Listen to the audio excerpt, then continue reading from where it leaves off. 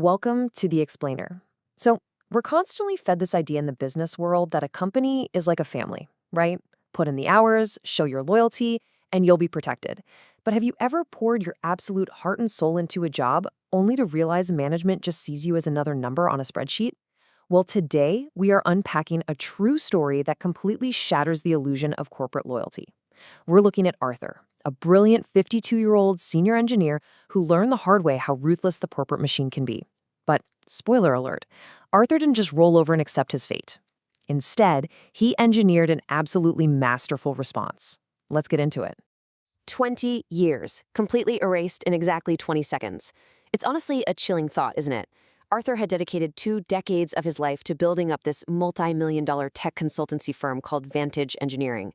All those sacrifices, the late nights away from his family, all that unwavering loyalty just wiped out in a fraction of a minute by a guy who hadn't even earned his spot in the company. It perfectly sets the stage for this classic clash between genuine, roll-up-your-sleeves hard work and blind, inherited entitlement. Now, Arthur's value to Vantage Engineering was, frankly, undeniable. At 52, he was their core system architect. He was literally the heart and soul of the operation. I mean, we're talking about a guy who arrived at 5 a.m. every single day and was always the absolute last to leave. Whenever a critical system failure hit a major client at, say, 2 a.m. on a Sunday, it was Arthur who woke up, logged on, and saved them millions in downtime. And maybe most importantly, he personally brought in 90% of the company's top contracts. On top of all that, he was mentoring the junior engineers like a father figure. This wasn't just a paycheck for Arthur. This was his life's work. But here is the crucial truth about this industry, and really, business in general. Those top clients, they didn't actually trust the corporate entity of Vantage Engineering. They trusted Arthur, the human being. We hear so much buzz about the power of a brand, but this story brilliantly shows that when multi-million-dollar contracts are on the line, clients buy into the person who actually delivers. They trusted Arthur's expertise, his reliability, his handshake. This distinction between the fancy logo on the building and the actual person doing the heavy lifting is the absolute hinge this whole story turns on. So we have this massive clash of cultures brewing. On one side, you have Arthur, our veteran, experienced, grounded, totally trusted. On the other side, enter Trent, a 29-year-old business grad who literally just inherited the CEO role because his uncle, the original founder, retired. Trent steps in wearing $3,000 suits, openly looking down on the very engineers who built the company's foundation. His entire philosophy for week 1, cut costs at all costs, just boost those short-term profits. He completely misunderstood the delicate ecosystem that Arthur and his uncle had spent 20 years building. And this culture clash absolutely exploded on a rainy Friday afternoon in Trent's glass corner office. Trent doesn't even offer Arthur a seat. He just tosses a termination letter across the desk and delivers this exact, brutal line. Arthur, your salary is too high and your tech methods are outdated. We're restructuring and frankly, you're getting too old for this fast-paced industry. Boom. He revokes his access right there and tells him to pack his desk. The sheer disrespect, the blatant ageism, it's just staggering. Now, Arthur calmly tried to warn him. He explained that he built these systems from scratch and personally held the relationships with the top 15 clients. But Trent fired him anyway. Zero severance. Trent actually smirked and told Arthur that clients only care about the brand name on the building, not some aging employee.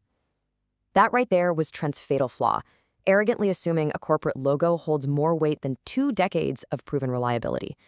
Security escorts Arthur out into the rain like a common criminal. But Arthur didn't shout, he didn't make a scene, he just smiled. And here is exactly why. It all came down to one little legal detail, the non-compete clause. Now, you probably know a non-compete is that standard agreement stopping an employee from starting a rival business or poaching clients for a set time after they leave. Well, Trent, in all his arrogance and his rush to slash costs, missed a massive glaring detail in Arthur's HR file. Arthur's non-compete had expired 2 years ago. The company just totally forgot to renew it.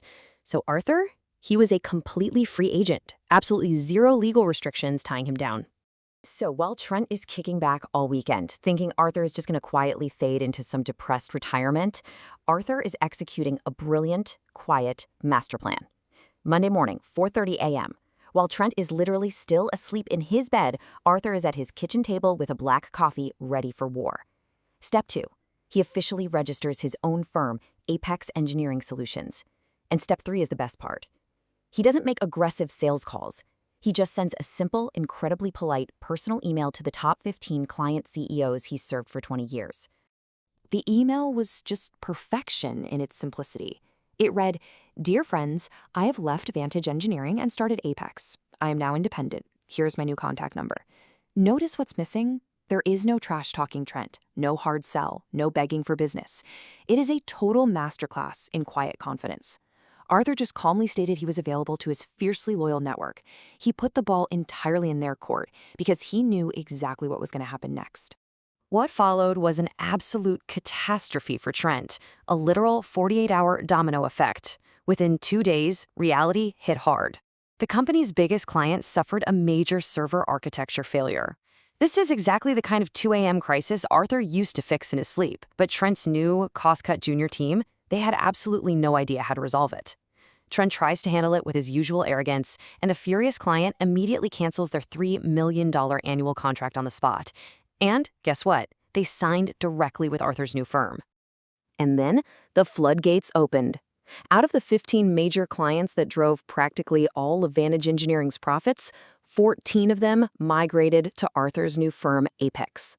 Just one stayed behind. One by one, they tore up their contracts with Trent. Because exactly like Arthur warned him, clients do not care about the name etched on the glass building. They care about the human being who keeps their businesses running smoothly. 85%. Really let that number sink in for a second. Within just 60 days of firing Arthur for being too old, Vantage Engineering lost a staggering 85% of its total revenue. Trent's absolute genius plan to cut one senior engineer's salary to make a quarterly spreadsheet look good ended up vaporizing almost the entire value of the company, a company his uncle had spent decades meticulously building. So, with 85% of the revenue gone, the inevitable happens. Trent can't make payroll.